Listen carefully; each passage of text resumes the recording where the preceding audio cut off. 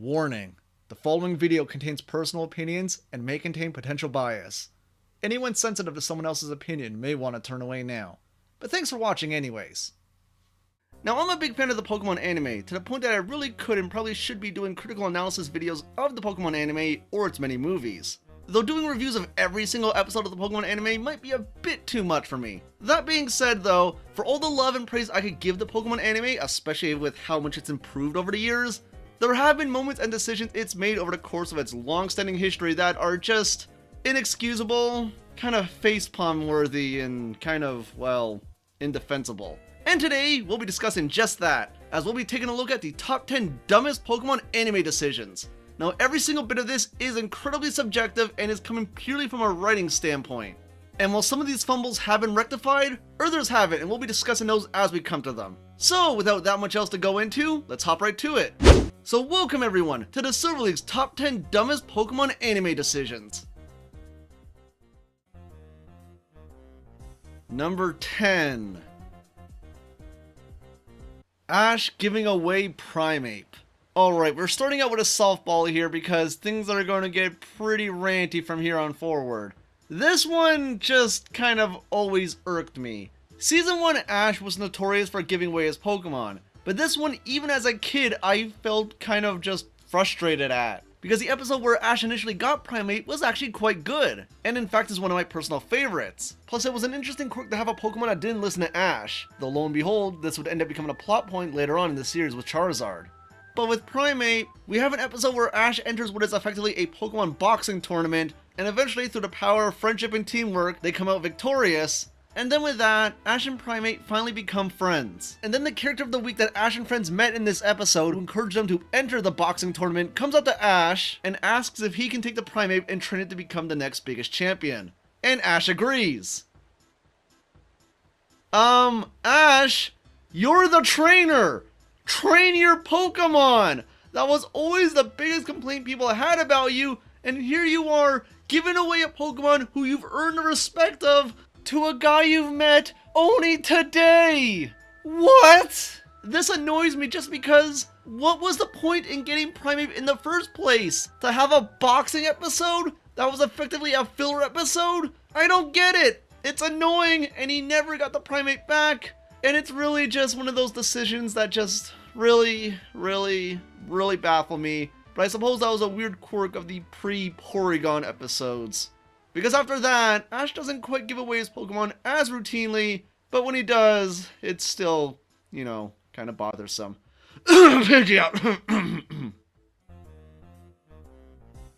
Number 9. Pikachu losing to a level 5 Snivy. Okay, writers, I know what you're trying to do. You're trying to show off the imposing power of this rival. I get that. And I also understand that levels don't always apply to the Pokemon anime, even though there was an episode in the original anime that outright mentioned levels, but it never really explained how it works in context to the whole Pokemon training thing. So I understand, you want to make the rival look imposing and powerful, but the thing is, he wasn't imposing and powerful. He just started. The Snivy was just an ordinary Snivy he picked out. There was no particular reason why it would be imposing or powerful. And I also understand that Pikachu was weakened at the time. That was the whole point of the very first episode. But here's the thing. That first episode of Pokemon Best Wishes aired on September 23rd, 2010. 2010, really? Jeez. But you want to know what happened in the anime just a month prior in August? Pikachu tied with a freaking Latios! And it didn't get any assistance either. None of Ash's other Pokemon touched the Latios. It one-shotted all of them, but Pikachu on its own managed to tie with a Latios. People complained to no end about that Tobias fight, but the fact that Pikachu tied with a Latios makes a statement. But I also understand that Best Wishes was supposed to be effectively a soft reboot of the Pokemon anime, approachable for new viewers who might have been overwhelmed by the sheer massive number of episodes preceding Best Wishes. Also following in line with the spirit of the Gen 5 games, which were also trying to serve as a soft reboot for the Pokemon franchise as a whole. So I get all of that. It was supposed to be a reboot, Pikachu was weakened, and he wanted to impress and show that this rival was serious. But it wasn't a good look, especially when the fond memories of the Diamond and Pearl series were still fresh in the minds of hardcore fans and even just casual fans who might have been watching the anime leading up to that moment. To see Pikachu lose so easily to an ordinary Snivy that was given out to a brand new fresh trainer who's supposed to be Ash's rival, but this was not a good first impression. It was a baffling decision that to this day, I simply can't defend. I can make sense of it, but I can't defend it. Number 8. Ash losing the Unova League to Cameron. Oh boy. Say what you will about the Sinnoh League, say whatever you want about the Kalos League, but this league in particular, was BS. Utter BS. I am sorry, this was stupid. Even factoring in the whole reboot ideology of the Best Wishes anime, really? Cameron? The guy who was about to sleep in through signups. The guy who only brought 5 Pokemon to the battle, thinking it was only a 5v5. And even then, Ash had major type advantages to Cameron's team. And even on top of that, you had an Earther-friendly rival right there who seemed like he was just gift wrapped to be the trainer who would beat Ash and humble him and inspire him to continue on with his journey with a new vigor and new just leaps for exploration and just push that message that I say is pivotal to the Pokemon franchise and showing you can't always win. There are other trainers who are simply stronger than you, but the lesson learned is to not be discouraged and not give up. You don't get that with Cameron. Cameron literally won thanks to Deus Ex Evolution, the thing that always had Ash win. So it's like, wait, is this Ash getting a taste of his own medicine? The way Ash lost the Kanto League was stupid, but in retrospect, it really works from a narrative standpoint because it shows how amateur Ash was as a trainer. And for him to lose because his Charizard wouldn't listen to him was a very humbling experience. There's no lesson to be learned when you lose thanks to Evolution Ex Machina, and this isn't even commenting on the stupidity that was his actual rival of the season battle, where it was a 1v1 with Pikachu versus Superior, and that was it. No extra storyline, no nothing. There was no point to any of this. The whole league honestly was stupid. But that final match is just the worst. There is no redeeming it. This is easily the worst league we've ever had, and I don't think anything could possibly top it. I say that now. Well, we'll see how Alola turns out. But it can't be this bad. It can't. There were so many bad decisions here that it's a struggle to pick one. But you know what's honestly worse in my mind than all of this?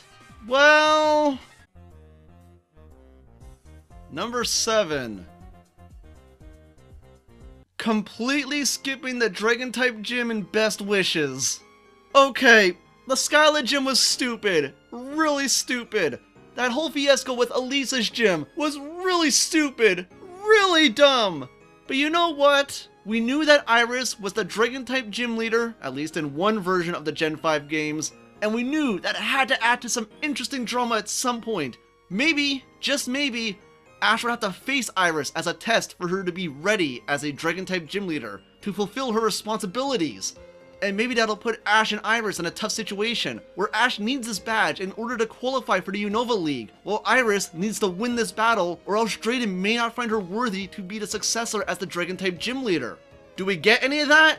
No! Instead, we get a shoehorned advertisement for Black and White 2, where Ash is instead battling Roxy as the 8th gym leader, which isn't actually reflective of her spot as a gym leader in Black and White 2, where she's the 2nd gym leader. And on top of that, it's a 6v3 battle. Ash has 6 Pokemon, and it still comes down to a 1v1 showdown. You had 6 Pokemon, she had 3, and somehow, it still comes down to a narratively dramatic 1v1.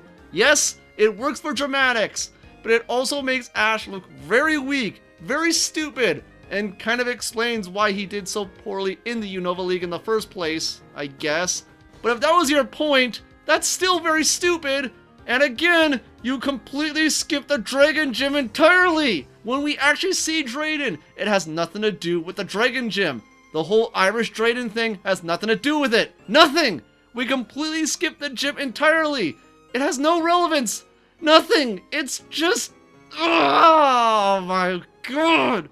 And yes, I know I'm packing in a lot of Best Wishes hate, which I know is making some of you very happy. But oh, trust me, it's not gonna stop. Let's keep going. Number 6. Pikachu forgetting Volt Tackle. for Electro Ball. Okay, I understand. It was a new generation, there were new moves, you wanted the leading Pokemon of your anime to use one of those brand new moves in the new games, but Volt Tackle. Volt Tackle was a move that had a storyline associated with it where Pikachu over the course of several episodes gradually learned this brand new amazing move that was exclusive to Emerald, which in itself was basically an advertisement for Pokemon Emerald. But nevertheless, it stayed, it remained, it became somewhat of an iconic move for Pikachu throughout the rest of the Advanced generation and especially throughout the Diamond and Pearl anime, and from a narrative standpoint, it was effectively a way for Pikachu to use an electric style attack up close and personal with an opponent, for that dramatic shonen anime head clash. It was a very cool and dramatic move to see in action. And when the Best Wishes anime was reanimating and revamping plenty of the attacks to look a lot flashier and a lot cooler, Volt Tackle was one of the moves that got a fresh coat of CG paint to really flash up and pizzazz the move and make it look just all the more awesome. And then 3 Ducklets drop an umbrella on Pikachu, and somehow this turns Volt Tackle into Electro Ball. All that effort for that new animation tossed out the window in favor of another projectile style attack that, as far as the context of the anime is concerned, served the exact same purpose as Thunderbolt, where it was a move that Pikachu would fling at the bad guys, would hit them, cause an explosion, or just, send them flying or defeated. There was opportunities where Electro Ball could have been used for more dramatic effect, could have been used to at least distinguish it somehow from Thunderbolt, but very rarely did this happen. Occasionally you could have Pikachu doing a cool spin where it would slap the Electro Ball, which in itself was pretty alright. But from a narrative standpoint, it didn't really change anything, and the dynamics of how it functioned in conjunction with Thunderbolt was pretty interchangeable. And thank Arceus that all these years later, it would be rectified with Pikachu forgetting Electro Ball in favor of Electro Web. Now, I know that doesn't really make much sense either, and coincidentally, the way Pikachu learned it was actually quite similar in nature to how he ended up learning Electro Ball in the first place, in that he had something clamped down on top of him, and that would in turn turn the move into something else. But you know what? Electro Web actually gives Pikachu a pretty good tech move, so now we have a long-range electric attack, a speedy priority attack, and a good physical attack that pretty much serves as Pikachu punching things, with that being Iron Tail. So while this was one of the most rage-inducing decisions they've ever done, they did at least in some way apologize for it. But that being said, there are some other Pokemon who have had their movesets shifted around over the years, and not for the better. Number 5. Charizard for getting Seismic Toss. Oh my god, Best Wishes, why do you keep doing this? I'm not hating on Best Wishes just because I feel like hating on it. But dear god, you brought back Charizard. I get it. Nostalgia baiting. It's a thing you've been doing for way too goddamn long now. But you bring back Charizard, a fan favorite across several generations. A Pokemon who ended up serving Ash quite awesomely throughout the Battle Frontier saga. You finally bring him back. And what do? You have him forget his most iconic move. Seismic Toss was a move used so much throughout the Pokemon anime. It was responsible for so many of Charizard's most iconic moments, for so many of Ash's most important wins. The battle with Blaine, the battle with Claire, the battle with Gary. This move that had its own silly animation where it would have Charizard spinning around the earth and would end up being reflected in the games, and you just get rid of it! In favor of what? Dragon Tail? Wing Attack?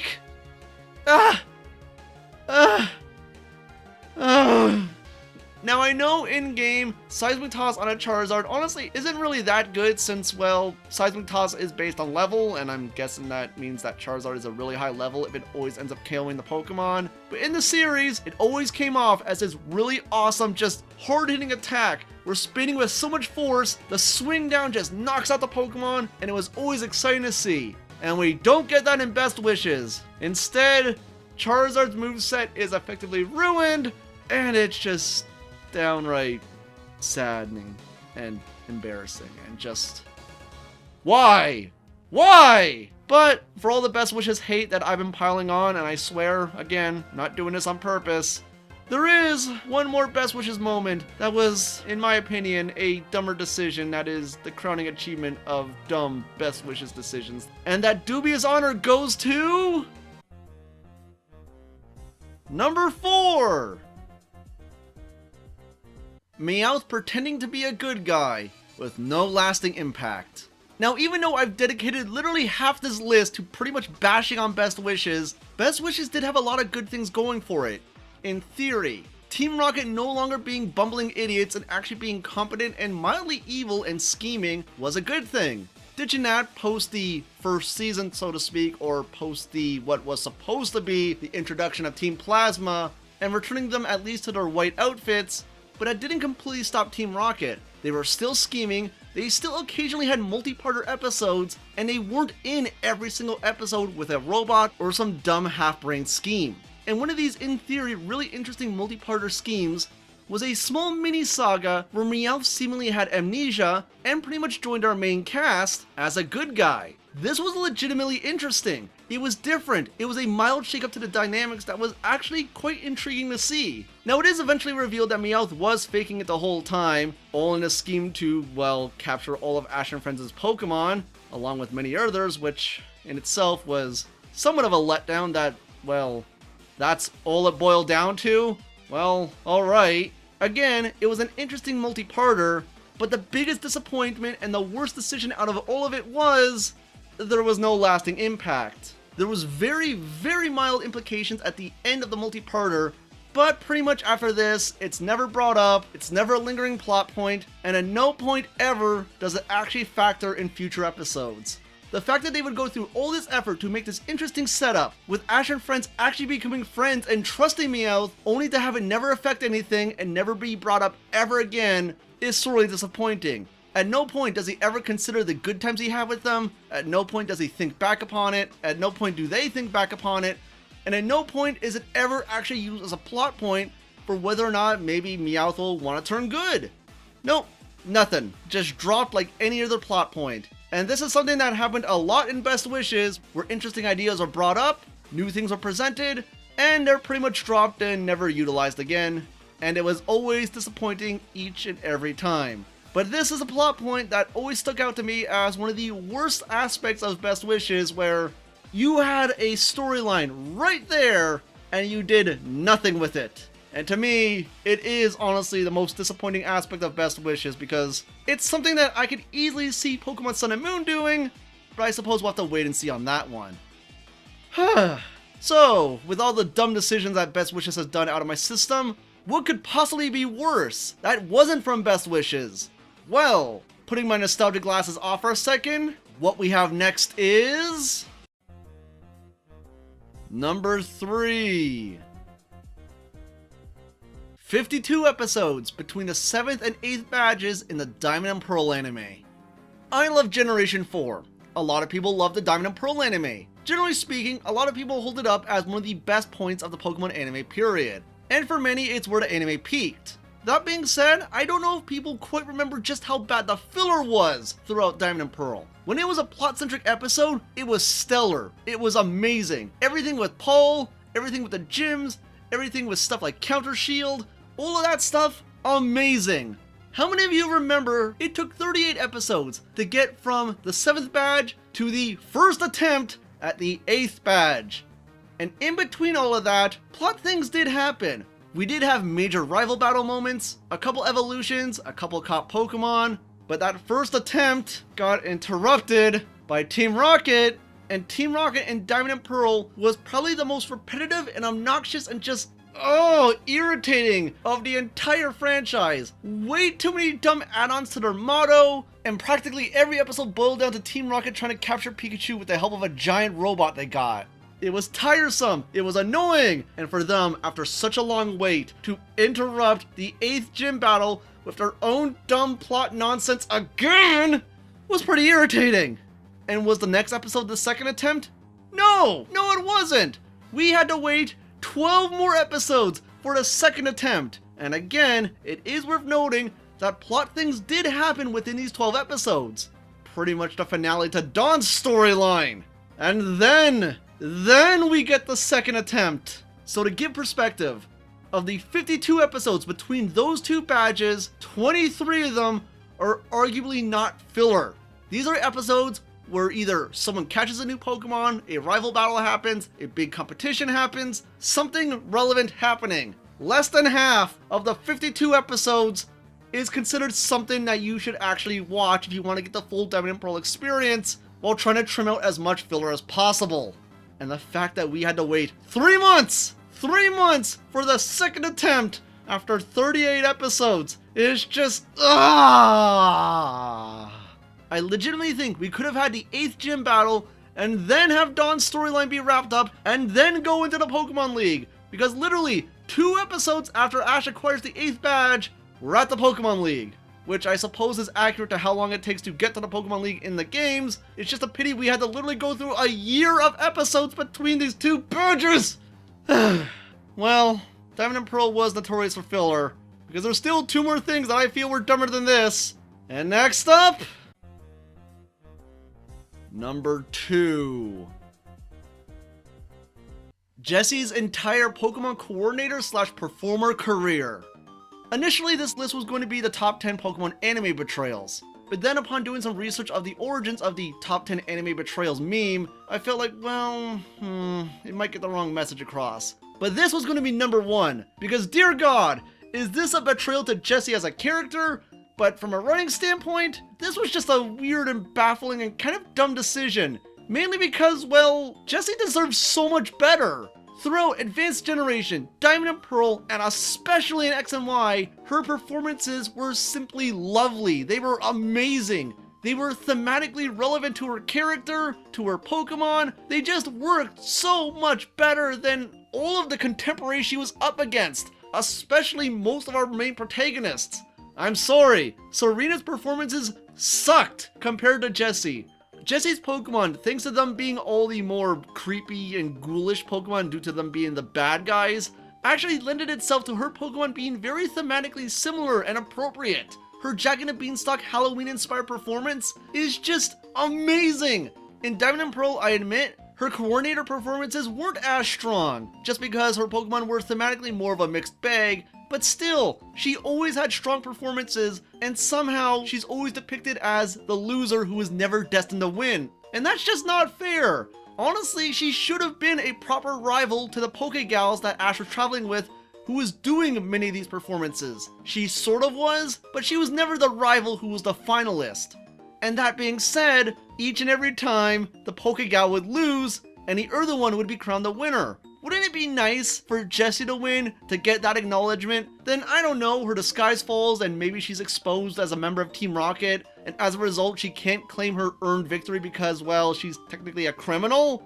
That could have worked! It would be unfair to Jessie still, but from a narrative standpoint, at least for a moment she got the acknowledgement she deserved because these writers put too much effort into making her performances actually really good! Especially in X and Y, I cannot get over how stupid it is that she was just so cheated throughout that entire series. Her performances were amazing, and it's not fair that she got the bad rap she deserved, and it had nothing to do with the fact that she was a part of Team Rocket. It was just because the Pokegal had to be the one who would go up against her rival, and then lose to the rival anyways, making things kind of redundant and very similar to Ash, with the same general metaphor of you can't always win, and to never give up despite the adversity that comes with defeat.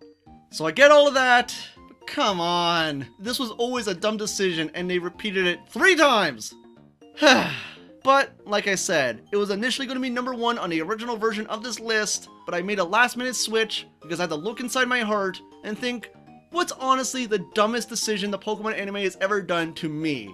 And without a doubt, number 1 always lingers in my mind, and to this day, it's the one thing that, while I have gotten over, it's still stupid and I will never stand by it and I will never, ever truly understand it. So without further delay, and the number 1 dumbest Pokemon anime decision is Ambipom leaving to become a ping pong champion. I repeat, Ambipom leaving to become a ping pong champion. Ping pong champion. Ping pong champion! I hate this plotline. I hate this episode. I hate it so much. I hate the story that they took Ambipom down that led to this. I hate it so much. And I hate how it practically came out of nowhere! The thing I always liked about Ambipom was how clever Generation 3 was integrating the Gen 4 elements into the anime and pretty much foreshadowing Gen 4 for quite some time actually, with Gen 4 Pokemon cameoing in video games, movies, and throughout the later half of the Advanced Generation anime.